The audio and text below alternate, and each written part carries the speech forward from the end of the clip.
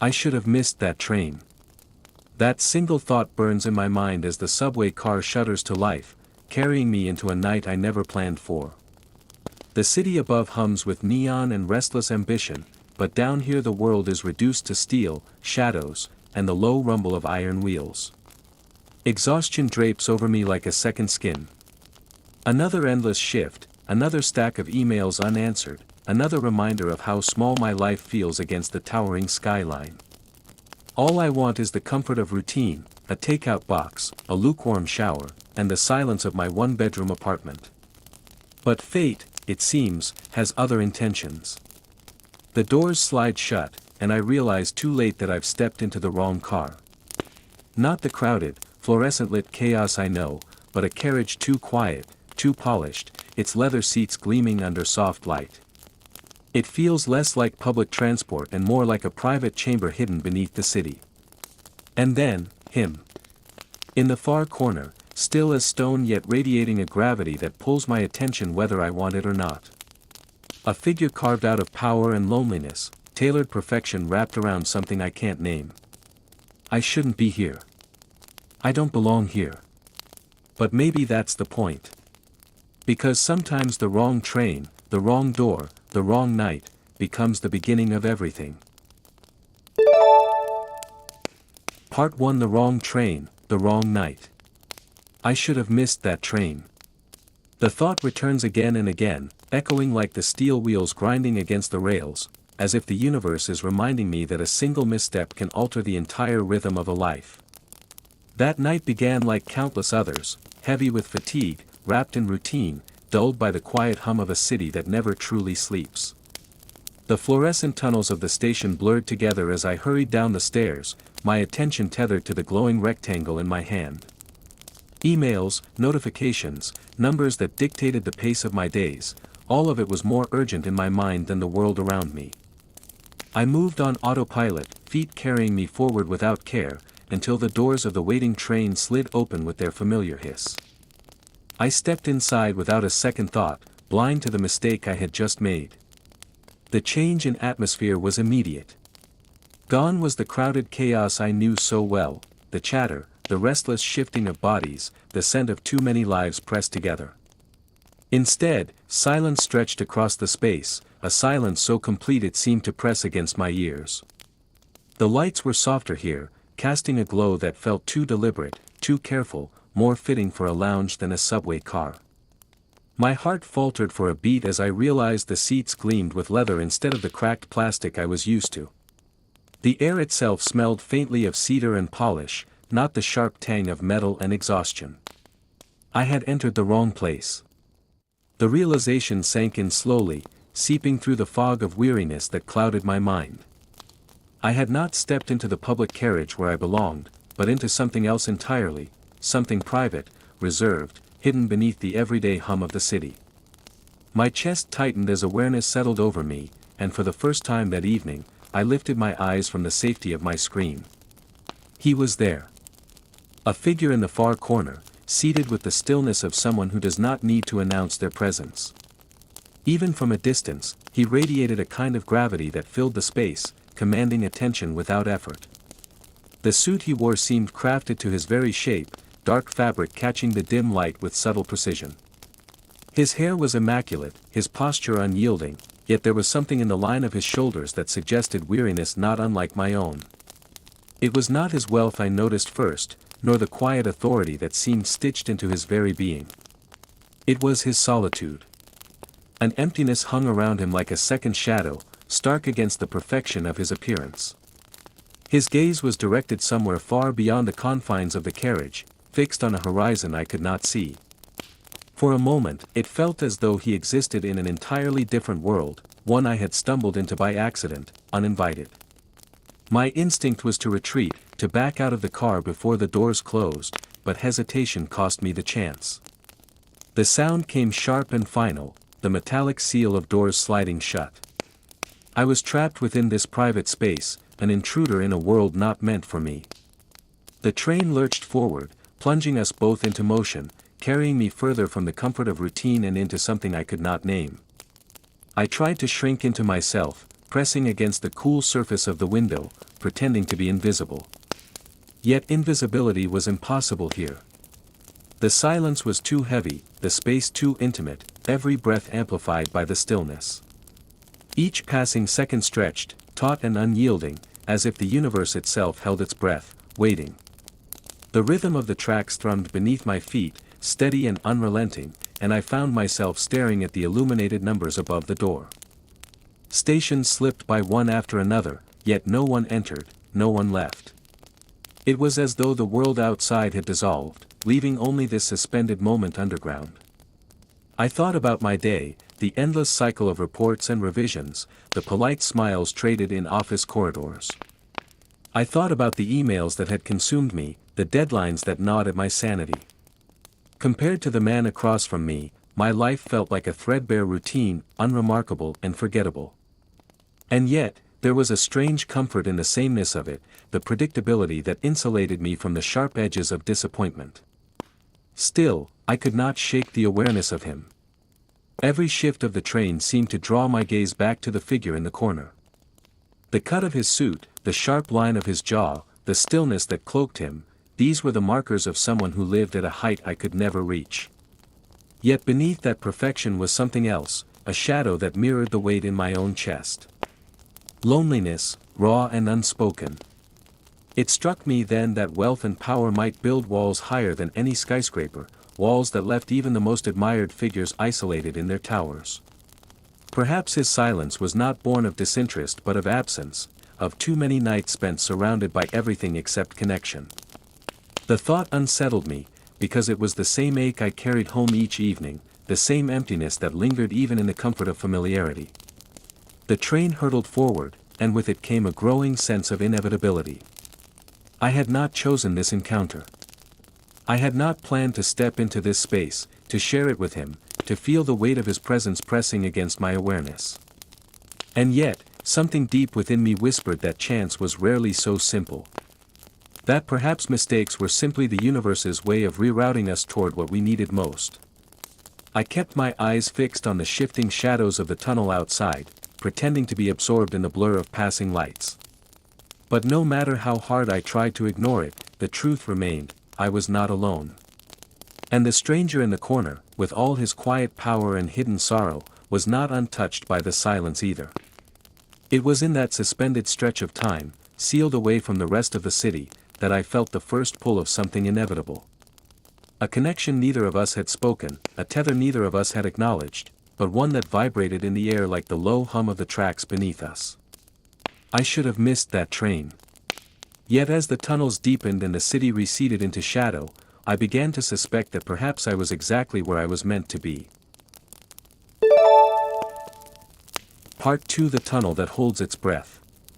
The hum of the train began to change. At first it was subtle, a low tremor beneath the floor that seemed no different from the countless journeys I had taken before. Yet the longer I listened, the more I realized something had shifted. The rhythm was uneven now, stuttering in places where it had once been steady, as though the very heart of the machine was faltering. The lights flickered. Once, twice, then again, lingering longer in darkness each time. The steady glow that had softened the edges of the private carriage wavered until only shadows remained, stretching long across the leather seats and polished surfaces. My chest tightened with a quiet unease. Trains were supposed to be constant, reliable, predictable. This one was anything but. I pressed my palm against the glass beside me, searching for reassurance in the blur of the tunnel. Yet even the outside world had changed. The walls no longer streamed past in their familiar gray monotony. Instead, the train had slowed, the flickering lamps along the tunnel breaking into fragments of light that pulsed like a failing heartbeat. A jolt ran through the carriage, sharp enough to rattle the metal fixtures. My breath caught as the train shuddered, strained forward, and then gave way to stillness. The silence that followed was absolute, heavier than anything I had ever felt. It pressed in from every side, sealing us deeper into isolation. I remained frozen, my body tense against the seat. The air felt thicker now, as though the circulation had ceased along with the train's motion. Somewhere above us, far beyond the layers of steel and stone, the city continued on in its relentless pace, unaware that we had been cut loose from its rhythm. Here, in this narrow corridor beneath the ground, time itself seemed to hesitate. I became acutely aware of him again. The figure in the corner, unmoving, still cloaked in the same composure as before. Yet the flickering shadows revealed details I had not noticed, the faint tremor of fingers resting against his knee, the way his shoulders had stiffened when the train first faltered. He was not immune to the unease, though his silence remained intact. The air grew heavier. The absence of motion was unnatural, oppressive. I counted the seconds in my head, waiting for the inevitable surge forward, the comforting pull of momentum that would prove this was nothing more than a temporary glitch. But the seconds stacked into minutes, and the stillness only deepened. My mind spiraled. Images surfaced unbidden, news stories of malfunctions, whispers of accidents buried beneath the city, the fragile line between safety and catastrophe. Each thought dug its claws deeper into my chest, feeding on the claustrophobia that clawed at the edges of reason. Yet beneath the fear was something else, something I could not shake. Awareness of him. Of us. Two strangers sealed into a capsule of silence, cut off from the world above. The train's failure had bound us together in this suspended moment, whether either of us desired it or not. The shadows shifted again, pulling across his face. For the briefest moment I caught a glimpse of his eyes, no longer distant, no longer fixed on some horizon beyond reach. They had turned inward, heavy with a weight I recognized. Loneliness, sharpened now by confinement, exposed by circumstance. It struck me then that isolation was not always a matter of being alone. Sometimes it was being unseen, even when surrounded by others. Perhaps he had carried this silence for years, long before the train forced it upon us. And perhaps I had been doing the same, in my own way, hiding within routines and screens, avoiding the vulnerability of connection. The air grew warmer, staler, each breath a reminder that the world outside was inaccessible. I closed my eyes, grounding myself in the vibration of the steel beneath me, faint though it was. Somewhere deep within the machine, life still pulsed. Fragile, but present. Time slipped by without measure. Minutes blurred, tethered only by the rise and fall of my breath and the faint sounds of the train settling into stillness. The solitude stretched long and thin, until it felt less like a pause and more like an exile. I thought of what had brought me here, one careless step, one glance too long at a glowing screen, one missed detail that had diverted me from the path I thought I knew. That mistake had led me here, to this carriage, to this man, to this silence that weighed heavier than the ground above us. Perhaps mistakes were not accidents at all, but turning points disguised in chaos. The thought lingered, clinging like dust in the stagnant air. I realized then that I did not fear the malfunction of the train as much as I feared the reflection it forced upon me. In the stillness, stripped of distraction, there was no choice but to confront the emptiness I carried within myself. Across the carriage, he remained still, his presence unwavering. Yet the longer I sat in silence, the more I felt that his composure was not indifference but armor. Beneath it lay something raw, something human, something that mirrored the ache in my own chest. The flicker of the lights returned, brief and fragile, illuminating the space for a heartbeat before plunging us back into darkness. In that momentary glow, our gazes met across the carriage. No words passed between us, no gestures were made. But something shifted in the silence. A recognition, quiet and unspoken, as if the shadows themselves had pulled back to reveal a truth neither of us could ignore. The train remained motionless, the silence unbroken. Yet within that pause, within that shared acknowledgement, the air seemed to change. Less suffocating, less oppressive. Still heavy, but tempered now by something else. A fragile thread of connection, stretching between two solitary figures trapped beneath the city. I drew a breath, steady and deliberate, and let it anchor me. Whatever came next, whether the train lurched forward or remained suspended in the dark, I knew this moment would not leave me. The silence had carved its mark, etching a reminder that even in isolation, connection could spark in the unlikeliest of places. And so I waited, suspended between fear and inevitability, aware that the night was far from over. Part 3: The Weight of Silence. The minutes thickened into hours, or at least they felt that way. The absence of motion had altered the very sense of time, stretching it until each breath became a marker, each flicker of light a fragile reassurance that the world beyond still existed. My body remained tense against the seat, yet it was my mind that carried the heaviest burden, circling endlessly around fear, memory, and the strange awareness of the man across from me. The carriage had grown colder, though the air remained heavy.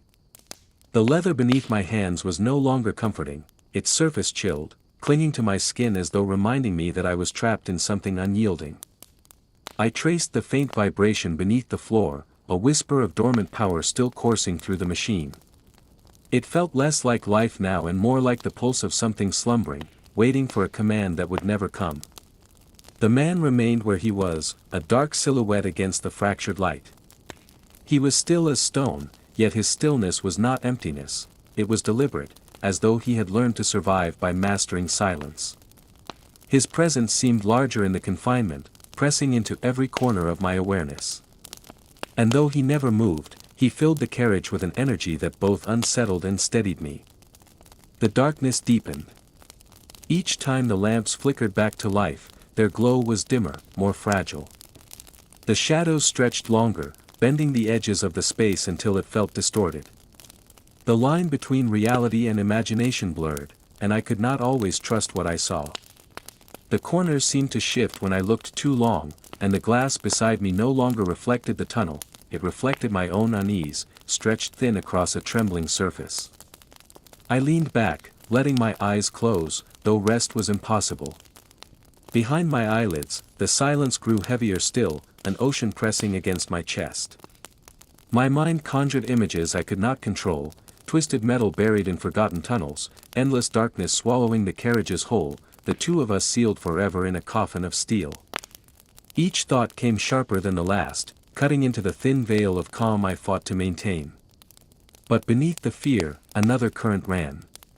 An awareness of him. Not as a stranger now, but as something more ambiguous, an anchor, perhaps, or a mirror. I began to wonder who he was, why he had chosen to be here, what kind of life had shaped the silence he carried so effortlessly. His posture suggested wealth, control, and yet his eyes, when I had caught them, had revealed cracks in the facade. They had spoken of solitude so vast it seemed endless, the kind of loneliness that money or power could never remedy. The thought unsettled me more than the malfunctioning train. Loneliness was not an accident of machines, it was an inevitability of being human. And perhaps that was what frightened me most, the recognition of myself in him.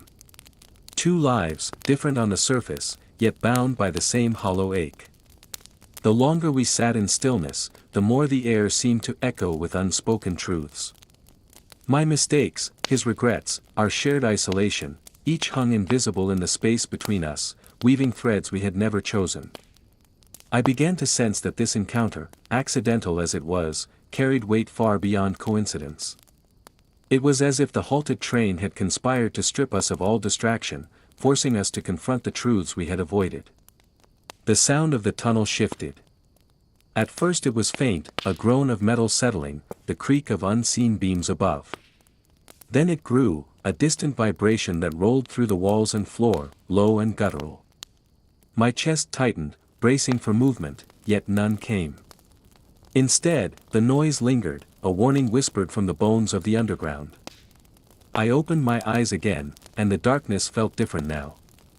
It was no longer passive but alive, breathing around us, pressing closer. The man across from me had lifted his head slightly, as though listening too. Even his composure had cracked, just enough to reveal that he was not beyond fear. That realization tethered me, reminding me that whatever came, we were not entirely alone. The light sputtered once more, casting the carriage into a flickering dance of illumination and shadow. In that momentary glow, I saw his hands gripping the armrest, knuckles taut, veins rising against the skin. It was the first sign of strain he had shown, and it struck me harder than the darkness itself. Here was proof that beneath the armor, he was as vulnerable as I was, caught in the same uncertain fate. The flicker died, plunging us back into blackness.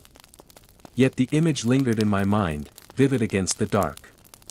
Vulnerability, unmasked and undeniable. It was strangely comforting, and terrifying all at once. The tunnel groaned again, louder this time, reverberating through the steel. Dust drifted from the ceiling, catching faint glimmers of the dying light. The air thickened further, tinged now with the metallic scent of machinery under strain. My pulse quickened, beating against my ribs in frantic rhythm. Still, he did not move, not fully. His presence remained deliberate, contained. But I sensed that beneath the surface, he was waging the same battle I was, against panic, against the temptation to surrender to fear. That knowledge bound us closer than words ever could. Time became meaningless once more. Seconds or hours, I could not tell. Yet through the silence, through the endless weight of confinement, something within me shifted. The fear remained, but it no longer consumed. It sharpened instead, heightening every sensation, every awareness of the space around me. I realized then that this moment, this stillness, this darkness, was stripping us bare. It was not the train that mattered, nor the tunnel, nor the uncertainty of what came next. It was the reflection it forced upon us, the undeniable truth that no matter how high we built our walls, we were fragile, human, and desperately in need of connection. The groaning ceased. Silence reclaimed the tunnel, heavier than ever. I exhaled slowly, my breath trembling in the cold air. Across from me, his figure remained steady, but I could feel the shift within him too. The silence had reshaped us both, even if the world above never knew. And so I sat, waiting once more, bound to the stranger across from me, knowing the night was far from over and that whatever awaited us in the darkness would carve its mark deeper still. Part 4: Shadows That Do Not Let Go. The silence lingered so long it began to feel like its own kind of sound, heavy and relentless, a weight pressing against every surface of the carriage. My body remained rigid, though exhaustion tugged at my limbs, and my chest rose in uneven breaths. The stale air clung like damp cloth, metallic and suffocating, thick with the remnants of dust unsettled from the ceiling. Something had shifted in the atmosphere. The absence of sound was not empty, it was expectant, the kind of silence that arrives before a storm breaks. My skin prickled with the sensation of being watched, not only by the man across from me but by the tunnel itself. The walls, the steel, the unseen machinery, they all seemed alive, listening, deciding whether to crush us or release us. The stranger remained still, though not as impenetrable as before. His posture betrayed tension now, shoulders stiffened, breath deeper and sharper than it had been. His presence no longer seemed untouchable. He was tethered to this same uncertainty, bound by the same fragile thread of survival that held me. The awareness of that truth drew me closer to him in ways I had not anticipated, as if the darkness itself had fused our fears into a single, unspoken connection. The floor beneath us vibrated. It was subtle at first, a faint pulse humming through the steel, enough to make the soles of my shoes tingle. I froze, waiting. The hum deepened, resonating through the seats, the walls, into the air itself. The lights flickered once, then again, their glow weak and desperate, casting fractured shapes against the walls before fading to black. The vibration grew stronger, steady, rhythmic. It was not the groan of collapse but the stirring of life, the sound of dormant power awakening. My chest tightened as hope wrestled against fear, each breath caught in the balance. Was this the train rousing itself, or the tunnel preparing its final descent? The stranger lifted his head slightly, his face catching the faintest gleam from the dying bulbs. The expression was unreadable, caught between wariness and expectation. Even in shadow, the lines of his features were sharp, carved by the weight of this moment. His stillness had always been commanding, but now it carried fragility too. He was as much a prisoner of fate as I was. A sudden jolt rocked the carriage. My body slammed back against the seat, the sound of metal clashing reverberating through the confined space. The lights blazed to life, harsh and blinding, searing through the darkness like lightning. I squinted against the brilliance, vision blurring, but even through the haze I could see the truth: the train had awakened. The air vibrated with mechanical energy, humming low and primal. The sensation beneath my feet intensified, the deep rumble of engines pushing against inertia. The carriage trembled, shaking loose more dust that drifted like ash. Every fiber of my body braced for motion, and then, suddenly, it came. With a violent lurch, the train surged forward. The walls rattled, seats shuddered, and the tunnel filled with the roar of steel grinding against steel. The movement was not smooth, it was raw, uneven, a beast dragging itself back to life. My heart raced in time with the rhythm, pounding against my ribs. The stranger held firm, gripping the armrest, his gaze steady as the world around us convulsed. He did not flinch, though the strain in his posture betrayed the effort it took to remain grounded. Watching him in that chaos steadied me somehow, a reminder that survival was not about being unshaken but about holding on even as the ground shifted. The train pressed forward, each meter hard-won, the sound of straining machinery echoing like thunder. The lights above flickered wildly, alternately blinding and dimming, until the entire carriage seemed to pulse between existence and void. The tunnel rushed past the windows, though nothing could be seen beyond the streaks of darkness. Minutes passed, or perhaps only seconds, before the pace smoothed, the tremors easing into a steady glide. The roar dulled into a consistent hum, a heartbeat steadier than my own. The lights stabilized, their glow no longer frantic but fragile, clinging to life. The train was alive again, yet it carried with it the memory of silence, as though warning us that the darkness was never far. Relief should have washed over me, but it did not. Instead, a strange hollowness settled in my chest. The ordeal was not behind us, it had imprinted itself too deeply to be shaken off. The stranger across from me sat straighter now, his composure returned, yet his eyes carried the shadow of everything we had endured. His silence was no longer unreadable, it was layered, weighted with unspoken acknowledgement of the bond forged in fear. The tunnel widened. The oppressive walls gave way to faint glimmers ahead, the promise of open space. My body leaned toward it instinctively, yearning for release. The hum of the train deepened, steady and relentless, guiding us toward whatever awaited beyond. When the light finally came, it was overwhelming. The darkness fractured, replaced by a flood of white brilliance spilling into the carriage. My eyes stung, vision blurred, but the sheer intensity of it brought with it a dizzying rush. The train burst from the suffocating confines of the tunnel, and the world opened once more. The air shifted instantly, lighter, cleaner, carrying with it the faint sense of stone and distant greenery. The carriage trembled as it adjusted to open tracks, the sound of the tunnel's echo replaced by the expansive rush of space. Relief coursed through me, sharp and almost painful, as though my lungs had forgotten how to hold air properly. Yet even in that release, the silence between us lingered. It was not the silence of strangers anymore but the silence of witnesses, bound by an experience no one else could understand. The memory of darkness would remain with us both, etched into our skin, carved into the rhythm of our breath. The train continued forward, steady now, as if nothing had ever happened. To anyone watching from the outside, it would have been an ordinary journey, a seamless transition from one station to another. But inside, everything had changed. The stranger remained across from me, a figure no longer distant but impossibly close, though no words had been exchanged. His presence was heavier now, not with menace but with truth, the truth that for a fleeting eternity, we had been stripped bare by fear and bound together by survival. The train carried us forward into the unknown, yet the echoes of the tunnel followed, lingering at the edges of thought. The silence had ended, the light had returned, but the memory of being lost between the two would haunt long after the journey itself was forgotten. And as the rails stretched endlessly ahead, I understood with startling clarity, the darkness was never just around us. It had been within us all along.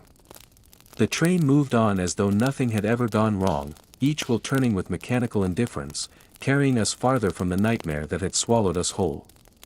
Outside, the world stretched open, bright and forgiving, but the memory of the tunnel clung like a second skin.